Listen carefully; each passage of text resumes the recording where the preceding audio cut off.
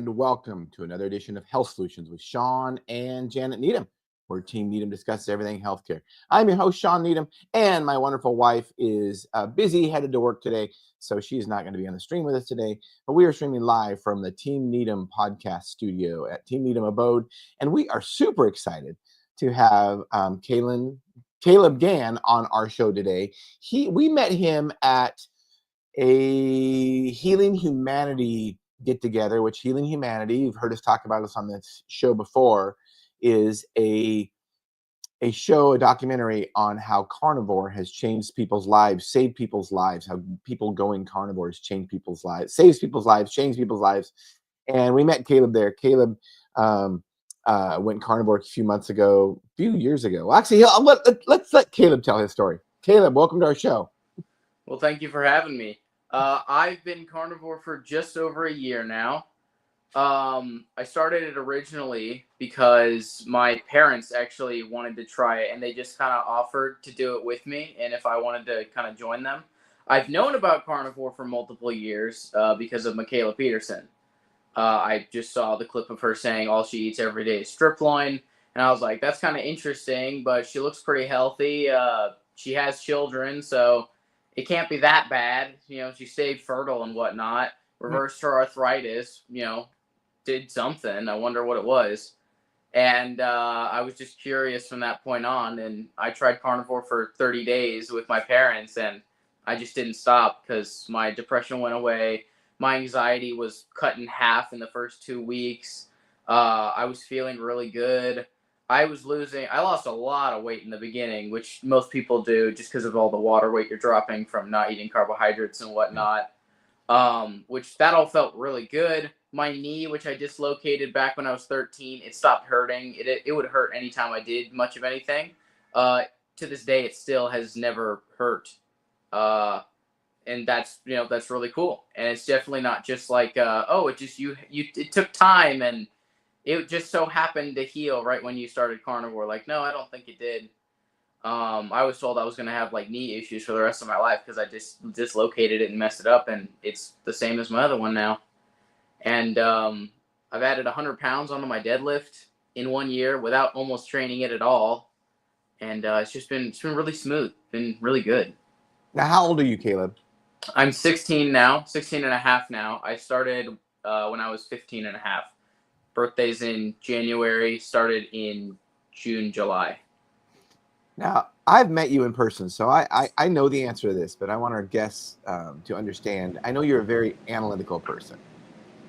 So you didn't go into this with many surprises, but I think some of our guests are probably going to be surprised when you say things like, it stopped it decreased your anxiety, it stopped your depression, it stopped your knee from hurting that was supposed to be hurting the rest of your life. Did those things surprise you at all? The knee surprised me because I just had no reason to think that, my damaged knee, which I thought was, allegedly permanent damage, was just going to hurt forever. So that surprised me because just one day I noticed it just didn't hurt anymore. And I was just doing more things. And it had this thing where it would click every time I would move in a certain way. It doesn't do that anymore. And I was able to train a lot harder. And it wasn't an issue to train harder. It was just, I just was able to do it. It didn't hurt, didn't click, didn't feel weird. So not a lot of it was that surprising. I started it for weight loss. I didn't actually do it with the knowledge of the whole depression thing. I was depressed. I remember Google searching 6 months after I started all the signs of depression, and I had every single one 6 months earlier. And those are all gone now. Every single, I no longer hate myself when I look in the mirror. I can actually look in the mirror and be like, I'm doing something. It's doing good. Everything's going well.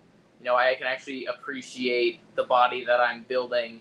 Whereas beforehand, even when I was training and was making progress, albeit slower, I wasn't able to appreciate it. I wasn't able to look at it and be like, you're doing something. I was only able to appreciate it after I'm like, oh yeah, I've lost 40 pounds now. So now I'm able to look in the mirror and even appreciate the weekly progress. Yeah, so tell us about these pictures. Here's some before and after pictures. Tell us about these pictures. I believe these pictures are taken roughly 8 months apart, 6 or 8 months apart. And there's about a 30-pound difference between these two photos. The first one I weighed roughly 220 pounds, and in the second one I weighed roughly 190 pounds.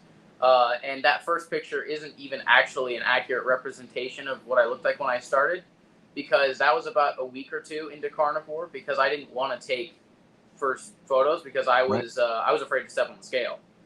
And so honestly, I probably weighed closer to 230 because of all the initial water weight loss, and I probably looked more bloated than I did in the first photo. At the true beginning, I just didn't take any photos for that. Kind of wish I did. It would have made the transformation look a little bit cooler. Yeah, I get it though. Yeah. I've been in your position. I didn't want to look in the mirror, didn't want to take pictures, didn't want to step on the scale. So what's your goal? Are you still you're still journeying through this? Or do you have a goal to lose more weight, or what's your goal? So for the past several months, my goal has just been to like get as strong as possible. But I'm kind of at a point where I really want to be able to do a pull up. I've never done a pull up in my entire life, which like bugs me so bad because I have a brother who can do like 7 to 10 strict muscle ups, and I have another brother who can do a lot of pull ups. My brother James, he's 14. He is so strong, it's insane. He can do stuff more. He can do more weight on certain things than I can do, and he's a year and a half younger than me, and he's like an inch shorter than I am. But I outweigh him by like 80 pounds. And he's so incredibly strong. His grip strength is unreal. It's more than mine. His grip is stronger than mine. And I'm like a freaking arm wrestler, and his grip is better than mine. But I was motivated by my brothers to be able to do a pull up, and I actually have videos that I have taken of me attempting a pull up since last Thanksgiving. I have been trying to do a pull up since last Thanksgiving and taking videos every once in a while. I think I tried to do a pull up a few days ago, and that was kind of my whole thing, just building strength. But I'm kind of at a point where it would be a lot simpler to just kind of figure out how does one truly lose weight on carnivore and drop my last 20 to 30 pounds and just do a pull-up then. I believe I have the back strength to do a pull-up. I can row like 165 for 5-6 reps, like real reps. I'm not just like going like that or anything. So I believe I have the back strength to do a pull-up. I just don't think I have the back strength to do a pull-up at my weight today, which is like 205 pounds. Right. But if I were to drop the last 30, 40, however many pounds it is, I don't really care how many pounds it is. I could lose, it could be 50 pounds. I want to be healthy. But if I drop my last 40 pounds, I'm sitting at whatever it is, 15, 18% body fat, then I want to be able to do a pull-up. And if I can't, then I'm going to build the strength to do a pull-up. And then eventually I'll add weight. I don't want to start with added weight like I have right now with my body fat. But yeah, right now I'm trying to figure out how do you lose fat on carnivore, because I've been doing this a year now, and I have lost for sure. I've lost fat, but it's stopped, and I want to know why it stopped. And I even did a whole thing where I didn't eat dairy for a month, and I just did meat, salt, and like some butter. But I even didn't even do much with the butter. And I ended up gaining 4 pounds, and I ended up making my shoulders and traps look bigger. And I was like, bro, what? Dude, that didn't work. Well, for one thing, you're only 16, so you're going to grow into your body for sure. But losing, 40, 50 pounds is life-changing. I had a son that had the same experience. He was a little bit younger than you. He was 10 when he had his weight loss journey. And it's life-changing. I mean, can you explain how this is going to, do you foresee how this changed your life long-term when you become an adult and have a family? Yeah, I think so. First off, if I lose my last 30 to 40 pounds, which is what I estimate it to be, every single thing I'm ever going to do in my life becomes easier because I have taken off a weight vest that is, 40 pounds or however much it is. And stack on top of that, confidence. Just being able to look how I wanted to look. Like right now, I'm not going to say I look ugly or anything because that would be, demeaning of myself, and that would be talking down about myself, and I know that that's wrong. But I want to make progress in a certain direction. There is a certain way I want to look and perform because that is a sign of health. So having the confidence of being and performing like a healthy human being would help in almost every aspect of life. just being able to do everything you do in life with a sense of confidence and reassurance that you are able to accomplish things. I've been fat since I was like 7 years old. When I was 13, I think I weighed 240 pounds, and I was like 5'3", 5'4". So I was 100 pounds overweight at Yeah. least. And I was. It was funny because every time people would kind of try and play it down because they're like, yeah, but you're like really strong. And I was stronger than most teenagers and most 16-year-olds when I was 13. But it wasn't. They almost played it off like you only have like 20 pounds to lose. And I remember doing the math when I was 13, and I was like, oh my gosh, I have 100 pounds I have to lose. How am I ever going to do that? That task seems insane. And I only ever made it like 20 to 30 pounds. And then I just sat there, gained a little bit, lost a little bit. The most I ever did one time was over a 6-month period where I went from 220 pounds to 177 pounds. And when I was 177 pounds, I couldn't even do 10 push-ups. Whereas now at 205 pounds, I can crank out 15 to 20 of them. And arguably, after doing so many push-ups between now and then, they're better form. They're harder push-ups technically. And I think a lot of people who are looking to lose weight, they way overlook losing muscle mass and losing strength.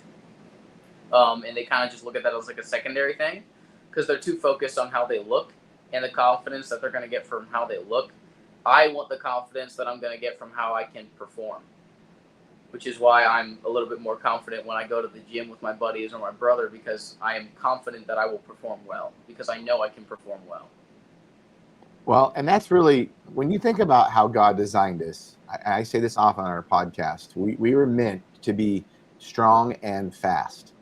So as humans, we really are athletes. Whether we think we are or not, we are all athletes. We are created to be athletes. We're created to walk, move, run all day, and we're created to lift heavy things. Those are just facts to stay alive.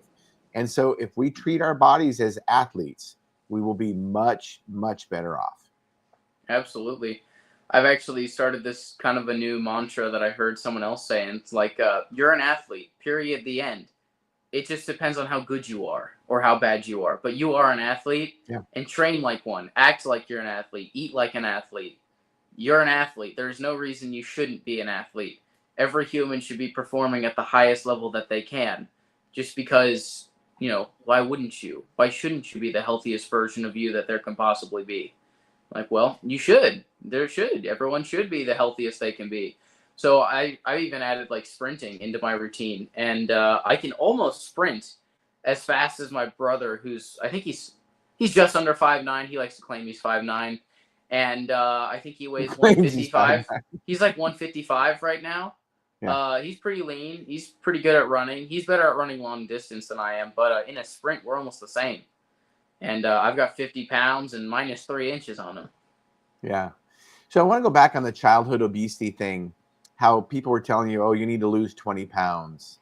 I'm going to share a quick story about my son, and then I want you to comment about your journey. I think that we water down childhood obesity because we don't want to hurt people's feelings. And I will tell you that, I've got beat up many times before when I call out childhood obesity, and people say I'm fat shaming and, that I'm just rude and mean, and this is no way to help people. Well, I've struggled with my weight. My youngest son struggled with his weight, and I can tell you when he was going to the doctor for routine checkups, the wellness visits, which we'll never do again. Not once did his pediatrician ever say anything about his weight. And he was 147 pounds when he was 10. He was probably 5 foot. So do the math. He's a good 50 pounds overweight. I mean, he was morbidly obese on the chart probably. Not once did they say anything about his weight. And, the implications of that are, why do you think we have childhood obesity? Why do you think we have all these chronic diseases in children? And all we really need to do is be honest with them. And I tell people, whether it be children or whether it be adults, that, the reason I talk about obesity is because I love people. It's not because I hate them. I'm not shaming them. It's because I love people and I want them to live a long, healthy life. and obesity-related disease kills more Americans than anything. So talk about how your childhood journey, and you talked about people said you only need to lose 20 pounds. Do you feel like people watered it down when you were, overweight when you were a kid? I do, and I think the main reason that most people water it down is because they have a bit of a like skewed perspective on what childhood obesity means. Childhood obesity means you're metabolically unhealthy. But what people look at it as is, oh, he's going to grow really tall. They always compared me to my grandpa, who was 6 foot, and they told me I was going to be 6 foot, and that's the reason why you have extra weight, because you're just going to be bigger. You're going to need more weight, which did not end up being true. I'm still 5'6". But I think it's not necessarily that people told me I only had 20 pounds to lose.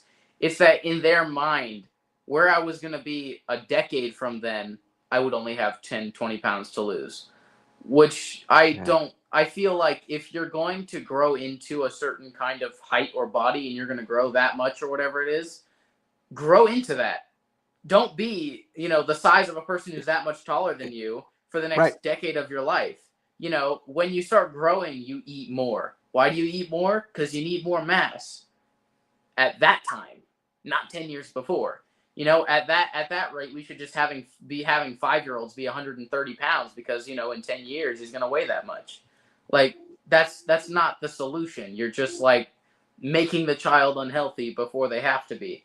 And I think the main reason child obesity is a thing is because, well, A, their parents were most likely metabolically unhealthy when they had them, because this has been going on for a lot longer than just Gen Z and Gen Alpha. And now these children are being raised with metabolically unhealthy foods. So you stack on a metabolically unhealthy parent that made you with an unhealthy metabolically unhealthy upbringing. You get like some of the most unhealthy, chronically inflamed and diseased people. And a lot of it just stems from either A, processed foods that your body just doesn't recognize as nutrition because of the processing and whatever's in them, or B, just overconsumption of sugar, and your liver can't take it and your body can't take it because we're not designed to run on that. Our body doesn't store sugar, it stores fat, and it stores fat for a reason. So explain, how many brothers do you have? I have 3 brothers and 3 sisters. I am the second of 7. Okay, and how many of you guys struggled with obesity? Just me. Okay. I have a younger brother who's like, I don't know, he could do to lose 10 pounds, but he is pretty big. He can't fit his fingers around his wrist type thing, where like he probably is going to grow bigger, and 10 pounds is not the worst thing in the world. His main thing is he has stomach issues, and he'll have stomach aches and whatnot, and he's really sensitive to that stuff. Like when he was younger, he used to cry if he got an eyelash in his eye. Like he cannot stand that kind of feeling. And he even tried carnivore for a little while, but him and my mom have this mentality where they do carnivore and they love carnivore because they get to look at the reward they're going to have after the 30 days, and then they go out to eat, regular American food after 30 days. Whereas my dad has been trying to get the entire family on carnivore for a while now, because every time he'll buy the kids ice cream or something, or he'll come back home and he'll like, I just got popsicles just made with like fruit juice and whatnot. Just last night, my little sister complained that her stomach was hurting, and my dad was like, I know exactly why. I know why. He's been doing, he's probably done half as much research into carnivore as I have, and that's still like a significant amount of information and knowledge. I talk to my dad about carnivore all the time, and he gets it.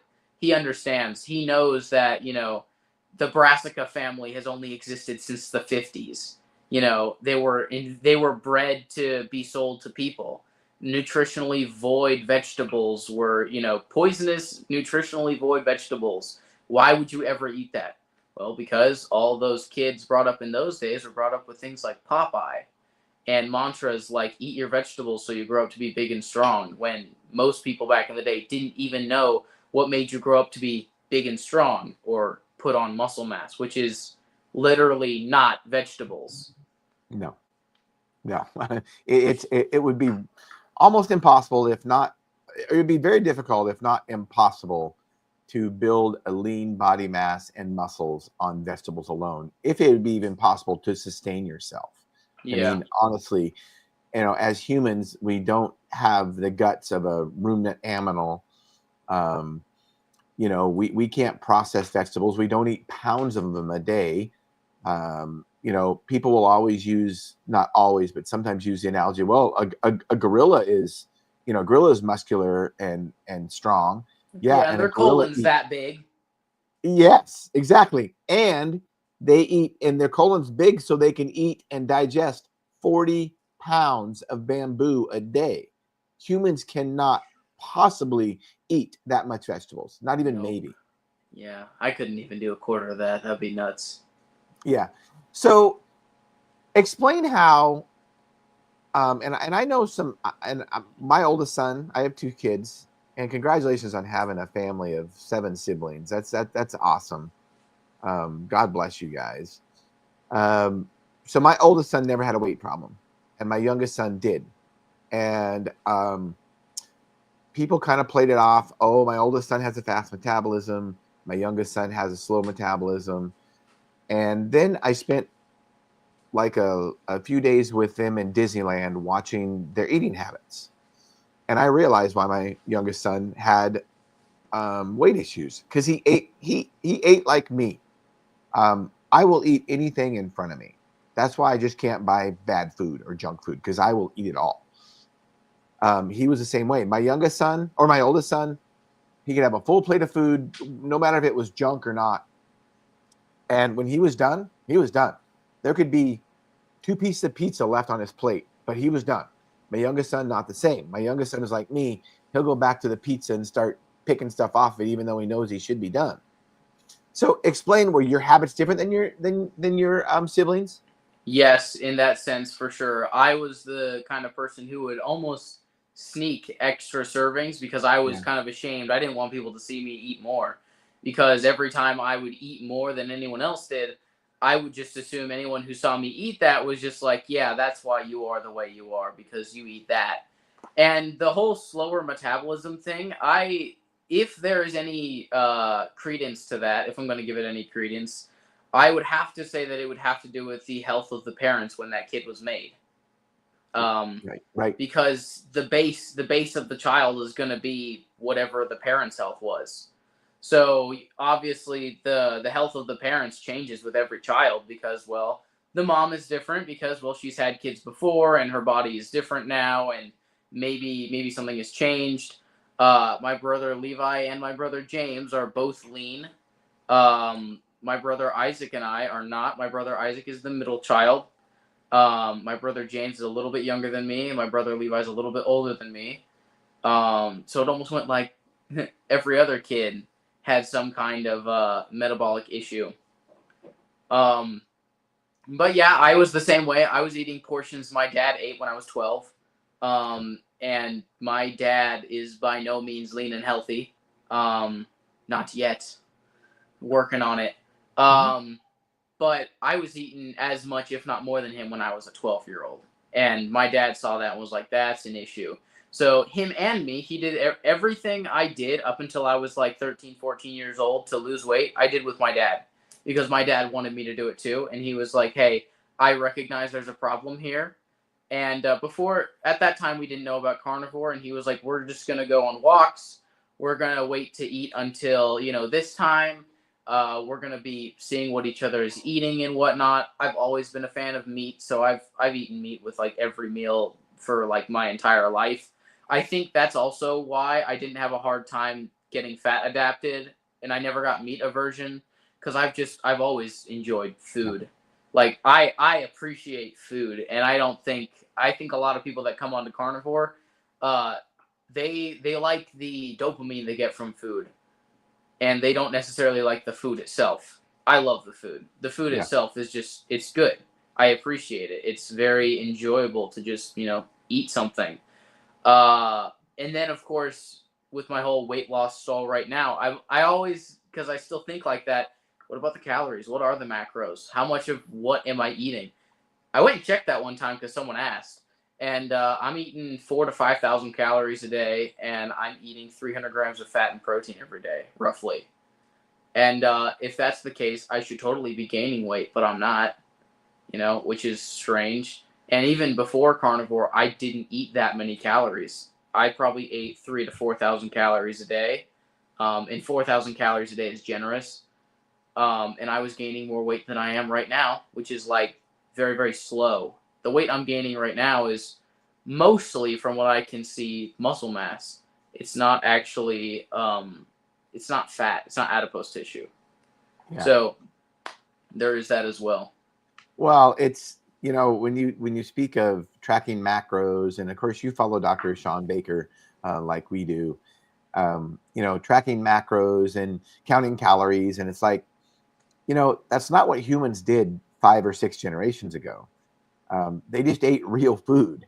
And, imagine a lion about ready to eat a gazelle and thinking, I wonder how much protein and how much fat is in that gazelle.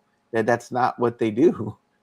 And so if you eat real food, you don't really need to track those things. Now, I will say that it is helpful for some people. And I've tracked my calories. I did it for many years, stopped a few years ago, because I know when I eat good. I know when I eat bad. I know if I eat bad, I need to be better. I know those things. So, it's, if we eat the food that was designed for us to eat, we're going to be satisfied, and it should be enjoyable. God gave us food to be enjoyed. We just don't need to. We need to eat to live, not live to eat. Absolutely. I agree. So tell me about your workout schedule. So right now we're in my gym. I have a strongman log there because I just like strongman. We have an Olympic barbell on the floor, some farmer's carry handles. We even have sandbags over there that I bought and filled myself. Power rack, dip bars, an axle bar with 210 pounds on it. I did a video for that yesterday, actually. I love it. And my training is strength training, so I am much in the much lower rep ranges. Like everything I do is usually, unless it's forearm training, under 8 reps. I usually never go past 8 reps, and if I get to 8 reps, I up the weight. Right now, I train when I am not sore. So if I feel like I'm ready and strong and I'm performing well, I go again. I want to compete in powerlifting next year and see how I stack up, because I've kind of been comparing. I know comparison is the thief of joy and everything, but I've been comparing my numbers as far as squat, bench, deadlift go to that of other powerlifters and other people. And the only numbers where I'm either lacking or bad in is my bench press, of course. My eighth index is, I think, 2 or 3. So my wingspan is 5'8" or 5'9", and I'm only 5'6", which is great for deadlift. Usually it's a sign you have a longer torso, which means good for squats because shorter legs, but really bad for bench press. I think I can pause bench only like 150, 155, whereas I can deadlift at least 330, probably up to 350 now. And I can squat probably 240, 250. And and the reality, being a former powerlifter myself, when I was about your age, I kind of started doing it more powerlifting. And I did compete when I was an adult. But if you're going to be, everyone wants to brag about their bench press. But if you're going to be weak on one lift and you want to be a good overall powerlifter, it's best to have a weak bench, because you usually deadlift. Most anybody can deadlift and squat more than they can bench. So there's one to be weak on the bench. And let me tell you too, Kaleb, is that, as a young man, your shoulders are not near as developed as they will be, nor your pecs. So those muscle groups will not develop until you're like 25 years old. So that's when you can start making big gains on your bench. My kids are 23 and 25, and they lift like you do. And not until the last few years have they started benching more and getting developed pectoral muscles. Interesting. Yeah, look at an 18-year-old man versus a 25-year-old man, even in comparable sports. Look at an 18-year-old college freshman that plays football, that's competitive D1 athlete in football. Look how he is built versus a 23, 24-year-old man in the NFL. Just completely different, mostly pectorials and shoulders. Your arms develop first. I mean, because that's what keeps us alive. So it's your arms develop first, but those pectorials and shoulders will develop last. For sure. I think I've added, when I started Carnivore, I measured my arms. I don't know why. I just did. I think they were 13 and a half. They're 15 now, 15 Good for you. inches. Good for And you. my forearms are like 13 inches now, which is weird how close they are in size. It's probably from arm wrestling and stuff. Yeah. But they've actually gained size as I've lost weight, which is really nice because one of the things I hated the last time I lost weight was my arms got really small. And every time I wore a t-shirt, I was either doing I always did something that was super baggy. Right now I'm doing something super baggy and over because it's comfortable. But before I would do it because I wanted to hide my arms and I didn't want anyone to see my arms. Because they were tiny. They were like 12, 13 inches. And now that's the size of my forearms. That's awesome. I love it. So I got to say, I got to back up and talk and give your dad kudos, because I will say, and I probably won't make any friends saying this sometimes, but I think the father has to lead the household when it comes to health overall. I know when I was overweight and I had a son that was overweight, how could I expect him to not be overweight if I was? And we see that often in our pharmacy practice, where somebody will come in and they'll complain about their kids being overweight, but you look at them as parents and they're overweight. So the reality of it is, as parents, we put our kids in an environment. We're the ones that teach them, so they're going to follow our lead. And I got to think that my son would still be overweight if it wasn't for me losing weight and getting him on a weight loss journey and a health journey. And it's life changing. And you talk about maybe your health, not maybe, your health being related to your parents' health. We had a podcast on last week about fertility. And, when a woman is born, their eggs that they are born with, they have for the rest of their lives. So not only is it important for them to eat well their life, but it's important for their mom to eat well. So when that baby develops, they've got healthy eggs. Absolutely. I mean, it's a generational thing. That's why it's important to do this all the time. So Kaleb, as we wrap this up, I want you to tell me what you have a passion for. Currently, my passion is lifting. I love to lift heavy. I love to lift things. I like being as strong as I can be. Seeing my strength increase, as the weeks go by is super, super. It's something I can actually see the progress of in real time. And I'm like, wow, I literally was physically incapable of that last week, and now I'm doing it this week. And I really want to compete. The reason I have all these weird pieces of equipment is because I was looking into competing in strongman. I still want to. I'm just trying to figure out a way to make the weight caps work, because their weights are a little strange. I'd have to weigh something like 190 to compete. But obviously, if I'm trying to be healthy, it'd be a little bit hard to weigh 190 and have that much muscle on my 5'6" frame. So unless I shoot up in height, that might not happen. But facial hair is kind of starting to come in. I don't know if you can see it on the camera, but that's usually a sign you're done growing. I don't know though, but lifting right now. My number one goal right now is to buy another pair of 45-pound plates, because I can deadlift everything I own on my heaviest equipment, and I need more. I love it. It's a good problem to have. It's a good problem to have. So you have a YouTube channel too, right?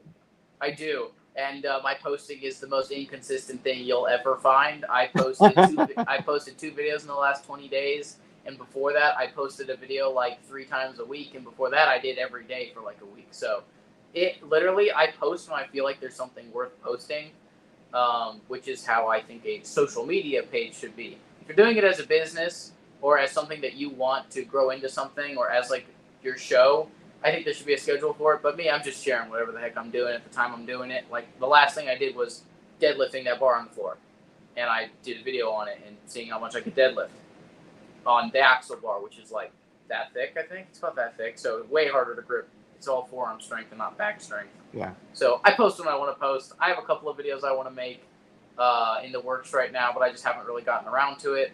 I just got a job doing landscaping. I'm literally going to do that tomorrow. I'm doing swimming lessons tonight. I do swimming twice a week. So I am a little bit, I'm a bit busy. I still work for my dad, although not nearly as much as I used to. My younger brothers are taking that job. So I'm pretty busy. I love it. I love it, Kaleb. Kaleb, you're an inspiration. I'm so proud of you, so happy for you. I can just tell you, it's hard to believe you're only 16 years old. You have the wisdom and knowledge of a 30-plus-year-old man, and that is just awesome. You've done a lot of research. Your parents have done a good job of raising you. So I love you sharing your story, and I really, really appreciate it. Absolutely. I was glad to be here and to speak with you. I've actually been looking forward to this conversation. Awesome. Well, you've helped us realize our goal, which is to educate and empower individuals to take charge of their own health. So thank you so much, Kaleb. Absolutely. And listeners and viewers, thank you for tuning in to Health Solutions with Shawn and Janet Needham. Tune in Monday to our regularly scheduled podcast, 12:30 to 1:30 Pacific Standard Time. Thank you.